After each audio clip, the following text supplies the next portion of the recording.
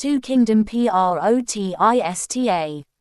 All single-celled eukaryotes are placed under Protista, but the boundaries of this kingdom are not well defined.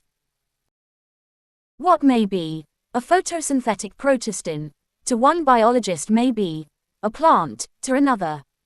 In this book we include chrysophytes, dinoflagellates, euglenoids, slime molds and protozoans under Protista. Members of Protista are primarily aquatic. This kingdom forms a link with the others dealing with plants, animals and fungi. Being eukaryotes, the protistine cell body contains a well-defined nucleus and other membrane-bound organelles. Some have flagella or cilia. Protists reproduce asexually and sexually by a process involving cell fusion and zygote formation. 2.2.1 Chrysophytes. This group includes diatoms and golden algae. They are found in fresh water as well as in marine environments. They are microscopic and float passively in water currents. Most of them are photosynthetic. In diatoms the cell walls form two thin overlapping shells, which fit together as in a soap box. The walls are embedded with silica and thus the walls are indestructible. Thus, diatoms have left behind large amount of cell wall deposits in their habitat. This accumulation over billions of years is referred to as diatomaceous earth. Being gritty, this soil is used in polishing, filtration of oils and syrups. Diatoms are the chief producers in the oceans. 2.2.2 Dinoflagellates. These organisms are mostly marine and photosynthetic. They appear yellow, green, brown, blue or red depending on the main pigments present in their cells. The cell wall has stiff cellulose plates on the outer surface.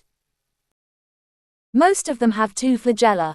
One lies longitudinally and the other transversely in a furrow between the wall plates.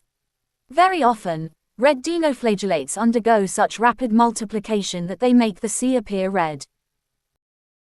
Toxins released by such large numbers may even kill other marine animals such as fishes. 2.2.3 Euglenoids. Majority of them are freshwater organisms found in stagnant water. Instead of a cell wall, they have a protein-rich layer called pellicle which makes their body flexible. They have two flagella, a short and a long one. Though they are photosynthetic in the presence of sunlight, when deprived of sunlight they behave like heterotrophs by predating on other smaller organisms. Interestingly, the pigments of euglenoids are identical to those present in higher plants. Example, Euglena. 2.2.4 Slime molds. Slime molds are saprophytic protists. The body moves along decaying twigs and leaves engulfing organic material. Under suitable conditions, they form an aggregation called plasmodium which may grow and spread over several feet. During unfavorable conditions, the plasmodium differentiates and forms fruiting bodies bearing spores at their tips. The spores possess true walls. They are extremely resistant and survive for many years, even under adverse conditions. The spores are dispersed by air currents. 2.2.5 Protozoans. All protozoans are heterotrophs and live as predators or parasites. They are believed to be primitive relatives of animals. There are four major groups of protozoans: water, seawater or moist soil. Water, seawater or moist soil. They move and capture amoeboid protozoans. These organisms live in fresh. Figure 2.4 Dinoflagellates Euglena slime mold paramecium. They prey by putting out pseudopodia as in amoeba. Marine forms have silica shells on their surface. Some of them such as entamoeba are parasites. Flagellated protozoans. The members of this group are either free-living or parasitic. They have flagellated protozoans. The members of this group are either free-living or parasitic. They have flagella. The parasitic forms cause diseases such as sleeping sickness. Example, trypanosoma. Ciliated protozoans.